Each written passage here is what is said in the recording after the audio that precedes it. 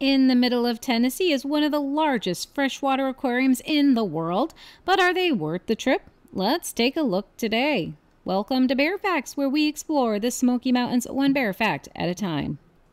Many people are visiting Tennessee are there to see Nashville or the Smoky Mountains. And at one point of time, even Memphis. I personally wouldn't be going there anytime soon. The city of Chattanooga is one of those places that many people have heard of, but been there? That's another story. And not many people have a reason to go out of their way to go there. The city isn't exactly a convenient high tourist location, but they do have something that many people are very excited to see. One of the largest freshwater aquariums in the country, the Chattanooga Tennessee Aquarium. The Tennessee Aquarium was initially developed as a means to stimulate economic growth in the downtown district and give the diverse population something to feel local pride for. With the decline in industrial jobs, loss of population, and the social climate becoming more unstable, the city needed something to change this downward spiral. Though the idea of the aquarium started as a student-driven urban design plan to help revitalize the city, it quickly gained momentum and soon became a reality. The plans for the aquarium started in the 1980s, but the aquarium didn't open their doors until 1992. The funding for the project came from nonprofit organizations and private donations. When they first opened, the goal was to create a large freshwater aquarium that connected the city of Chattanooga back with the Tennessee River routes. The aquarium featured aquatic animals that are not only local to the Tennessee waters, but other freshwater habitats from around the globe. In 2005, they had a major expansion when they opened the second building, the Ocean Journey.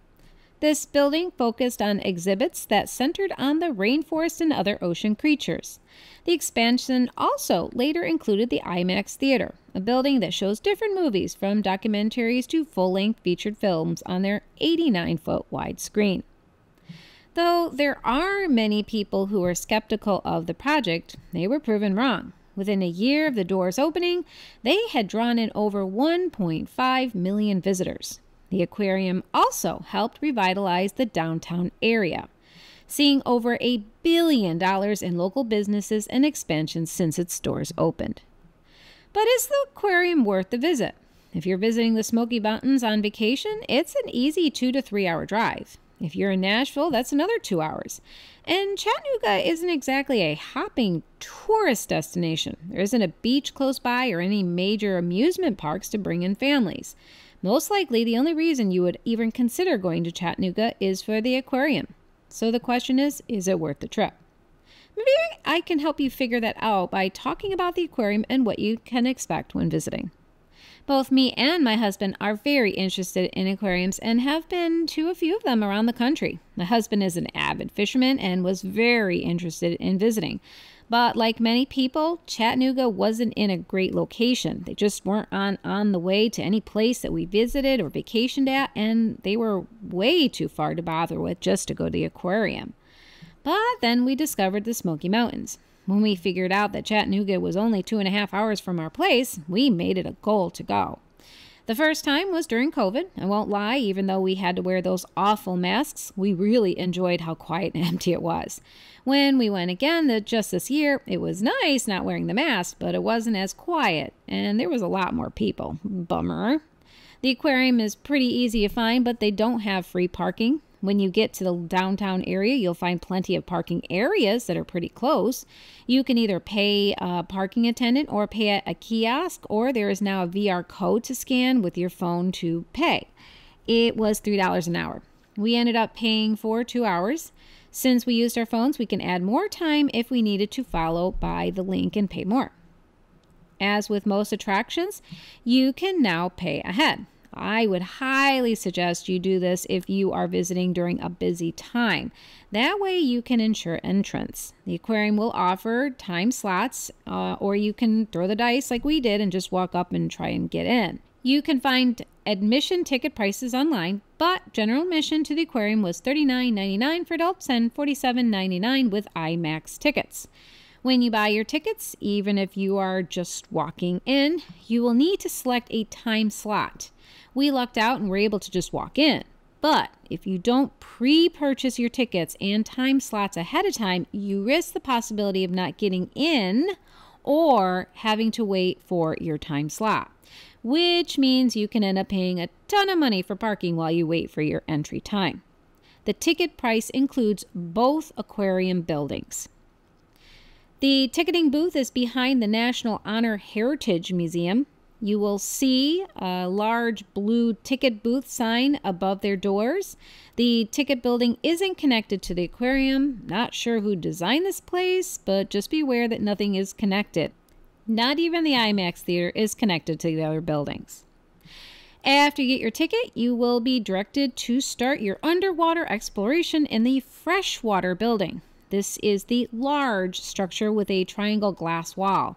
As you walk up to the building, you might enjoy the landscaping and strange exterior architectural enhancements. Instead of aquatic sculptures, there are arching staircases and random concrete platforms that look like they've been through an earthquake. Not sure what that was about, but it's interesting.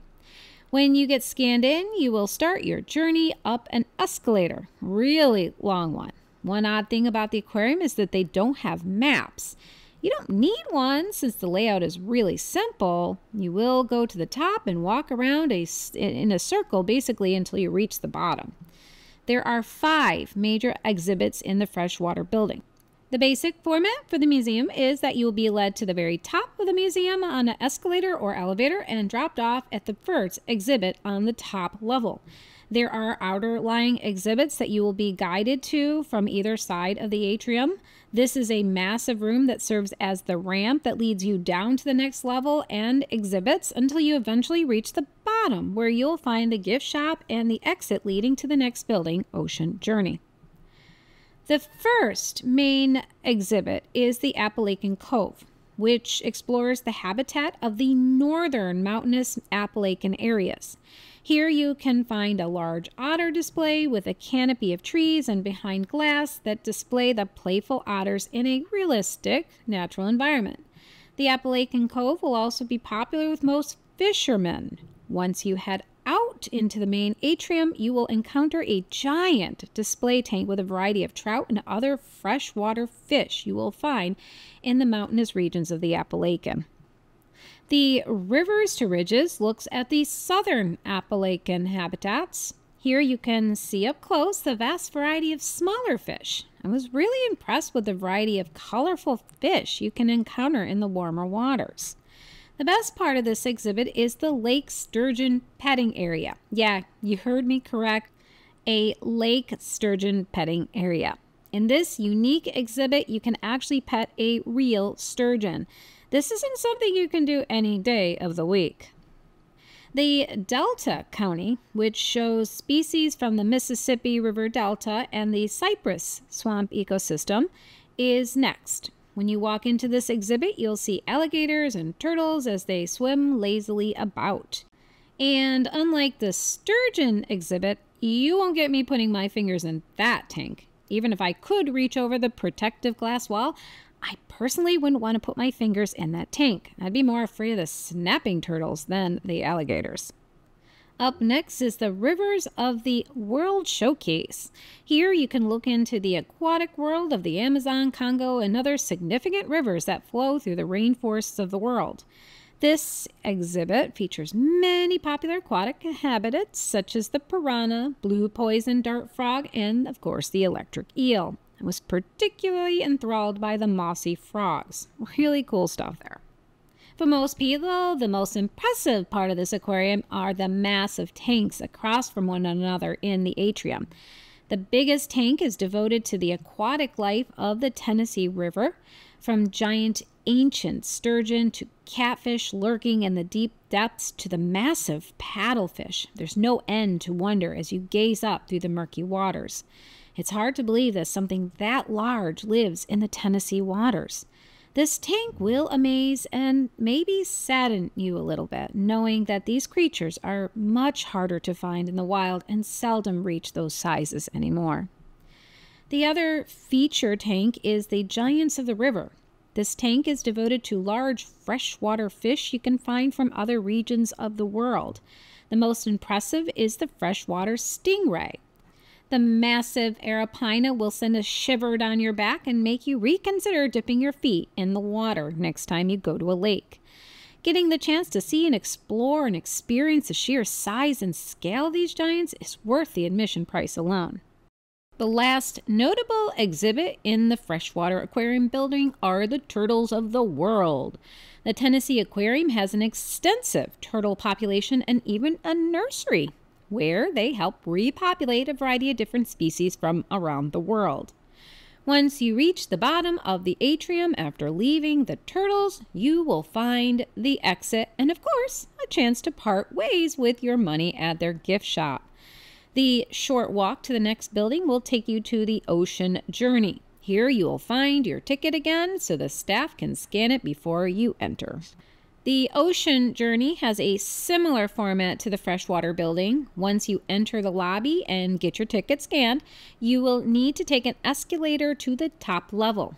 Though this building isn't as high, it's still impressive in scale. The first exhibit is inside a large space with a variety of creatures of the tropics. This includes 3 different species of lemurs, a few small shark exhibits, and a radiated tortoise. I think I said that right. There is also a stingray petting area. If you've never done this before, it's a fun and unique experience to try. After you leave the Tropical Cove, you will be able to gain entry to the Butterfly Garden. There is a staff member monitoring both entrance and exit to the exhibit to prevent the butterflies from escaping. The butterflies are free roaming and guests are encouraged to allow them to land on them, but no petting or taking. Penguin Rock is another exhibit in the Ocean Journey building. Here you can watch Gentoo and the Macaroni, interesting name, penguins swim and frolic in their enclosure. Though it's not the most impressive display of penguins I've ever seen in aquariums, it will still help those penguin lovers get their fix. The Secret Reef is a 618,000-gallon saltwater tank that features 10-foot-long reef sharks, sea turtles, schools of yellow-tailed snappers, and other oceanic critters. This tank is actually much larger than the freshwater one, but the setup is different. The shape is designed to give the predatorial population more room to move around and stay out of each other's way. And the water isn't quite as clear as the freshwater tank was. That doesn't make this tank any less impressive. It's quite something to stand under the massive, slow-moving sand tiger shark as it glides above your head with those sharp teeth glinting in the dim lighting, and small black eyes observing you as they contemplate dinner. I always prefer to enjoy watching sharks from the other side of the thick glass. The boneless beauties are one of the more enchanting exhibits. Jellyfish are on display in cylinders illuminated by rainbows of colors, but you also get to see a giant octopus, a vibrant colored anemone, and other creatures that don't have bones. The island life has more amphibians, lizards, and snakes than fish, though there are fish. The flashlight fish is a neat little exhibit, but it isn't easy to photograph. Just assume those lights that you're seeing are fish and not just little lights. At least that's what I had to assume. There is so much more to see and talk about in this aquarium than I've had time for. It's an impressive place for sure. But is it worth the price and time you need to take out of your vacation to get there? It depends on how much you enjoy aquariums and if you have the time. Now, here are a few things to keep in mind if you plan on visiting the aquarium. Food and drink are not allowed, though if you have a drink or food in your backpack, don't run back to your car and throw it away. Just make sure that you have a container with a lid and don't eat while you're walking around the grounds. Also, the aquarium doesn't allow weapons, including firearms. And finally, keep in mind that this is a publicly funded organization and their hours suck.